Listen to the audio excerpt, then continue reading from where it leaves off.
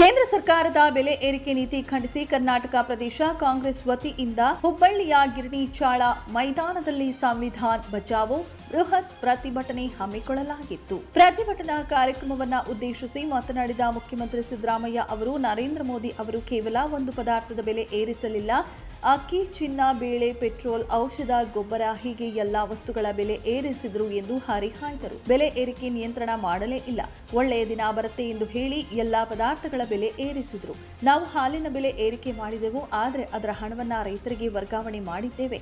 ಆದರೆ ಕೇಂದ್ರ ಸರ್ಕಾರ ಬೆಲೆ ಏರಿಸಿ ಬಡವರ ಬದುಕನ್ನ ದುರ್ಬರ ಮಾಡಿದೆ ಎಂದು ಕೇಂದ್ರದ ವಿರುದ್ಧ ವಾಗ್ದಾಳಿ ನಡೆಸಿದರು. ಬೆಲೆ ಏರಿಕೆ ಮಾಡಿದ್ದೇವೆ ನಾವು ಅಂತೇಳಿ ಜನ ಆಕ್ರೋಶ ಕಾರ್ಯಕ್ರಮವನ್ನ ಇಡೀ ರಾಜ್ಯದಲ್ಲಿ ಹಮ್ಮಿಕೊಂಡಿದ್ದಾರೆ. ನರೇಂದ್ರ ಮೋದಿ ಅವರು ಕೂಡ ಕರ್ನಾಟಕದಲ್ಲಿ ಬೆಲೆ ಏರಿಕೆಯಾಗಿದೆ, ಅದಕ್ಕೋಸ್ಕರ ನಾವು ಪ್ರತಿಭಟನೆ ಮಾಡಬೇಕು ಅಂತಕ್ಕಂಥ ಮಾತುಗಳನ್ನ ಹೇಳಿದ್ದಾರೆ. ಆದರೆ ವಾಸ್ತವವಾಗಿ ಆಗಿರ್ತಕ್ಕಂಥದ್ದೇನು? ಬೆಲೆ ಏರಿಕೆಯನ್ನ ಮಾಡಿರ್ತಕ್ಕಂಥದ್ದು ನರೇಂದ್ರ ಮೋದಿ ಅವರು ಪ್ರಧಾನಮಂತ್ರಿ ಆದ ಮೇಲೆ ಅದರ ಪರಿಣಾಮ ಎಲ್ಲ ರಾಜ್ಯಗಳಲ್ಲೂ ಕೂಡ ಬೆಲೆ ಏರಿಕೆಯಾಗಿದೆ.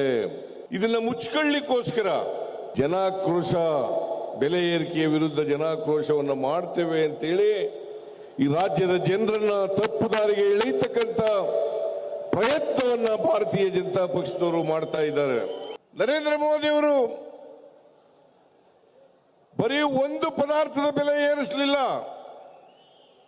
ಪೆಟ್ರೋಲ್, ಡೀಸೆಲ್, ಗ್ಯಾಸ್, ಚಿನ್ನ, ಬೆಳ್ಳಿ, ಕಬ್ಬಣ, ಸಿಮೆಂಟು, ಅಗತ್ಯ ವಸ್ತುಗಳು, ಅಕ್ಕಿ, ಗೋಧಿ, ಬೇಳೆ, ಔಷಧಗಳು, ಗೊಬ್ಬರ ಈಗ ಎಲ್ಲನೂ ಕೂಡ ನೀವು ಏರಿಸಿದ್ದೀರಿ. ಬಳಿಕ ಕಾರ್ಮಿಕ ಸಚಿವ ಸಂತೋಷ್ ಲಾಡ್ ಮಾತನಾಡಿ, ಸೈದ್ಧಾಂತಿಕ ವಿಚಾರ ವ್ಯತ್ಯಾಸಗಳು ಎಷ್ಟೇ ಇರಲಿ, ದೇಶದ ವಿಷಯದಲ್ಲಿ ಯಾವ ರಾಜಿಯೂ ಇಲ್ಲ. ದೇಶಕ್ಕೆ ವೈರಿಯಾದರೆ ನಮಗೂ ವೈರಿಯೇ. ನಮ್ಮ ಭಾರತದ ಅಖಂಡತೆ, ಸಾರ್ವಭೌಮತೆಯ ಪ್ರಶ್ನೆ ಬಂದಾಗೆಲ್ಲ ನಮ್ಮ ಕಾಂಗ್ರೆಸ್ ಪಕ್ಷ ಎಂದಿಗೂ ದೇಶವನ್ನ ಬಿಟ್ಟುಕೊಟ್ಟ ಉದಾಹರಣೆಯೇ ಇಲ್ಲ. ಉಗ್ರ ಕೃತ್ಯಗಳಿಂದ ಭಾರತದ ತಾಳ್ಮೆ ಪರೀಕ್ಷಿಸುತ್ತಿರುವ ಪಾಪಿ ಪಾಕಿಸ್ತಾನದ ವಿರುದ್ಧ ಕೇಂದ್ರ ಸರ್ಕಾರ ಯಾವುದೇ ನಿರ್ಧಾರ ಕೈಗೊಂಡರೂ ಸಹ ನಾವು ಅವರ ಜೊತೆ ನಿಲ್ಲಲಿದ್ದೇವೆ ಎಂದರು.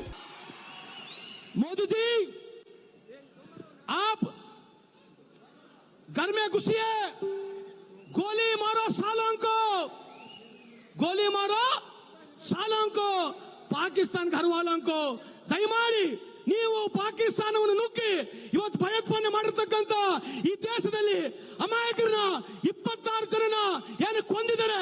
ಅವರು ಪರವಾಗಿ ರಾಹುಲ್ ಗಾಂಧಿ ಅವರು, ಸೋನಿಯಾ ಗಾಂಧಿ ಅವರು, ಮಲ್ಲಿಕಾರ್ಜುನ ಖರ್ಗೆ ಅವರು, ವಿಶೇಷವಾಗಿ ಸನ್ಮಾನ್ಯ ಸಿದ್ದರಾಮಯ್ಯ ಅವರು, ಡಿ.ಕೆ. ಶಿವಕುಮಾರ್ ಅವರು, ನಾವೆಲ್ಲರೂ ನಿಮ್ ಜೊತೆ ಇದ್ದೀವಿ. 140 ಕೋಟಿ ಜನ ತಮ್ಮ ಜೊತೆ ಇದೆ. ದಯಮಾಡಿ ಪಾಕಿಸ್ತಾನ ಒಳಗಡೆ ಹೋಗಿ ನುಗ್ಗಿ ಅವ್ರನ್ನ ಮನೆಯಲ್ಲಿಂದ ಹೊರಗೆ ಕರೆದು ಅವ್ರು ಹೊಡಿತಕ್ಕಂಥ ಕೆಲಸ ತಾವು ಮಾಡ್ಬೇಕಂತ ಈ ಸಂದರ್ಭದಲ್ಲಿ ಹೇಳಿ ಎರಡು ಮಾತನ್ನು ಮುಗಿಸ್ತೇನೆ.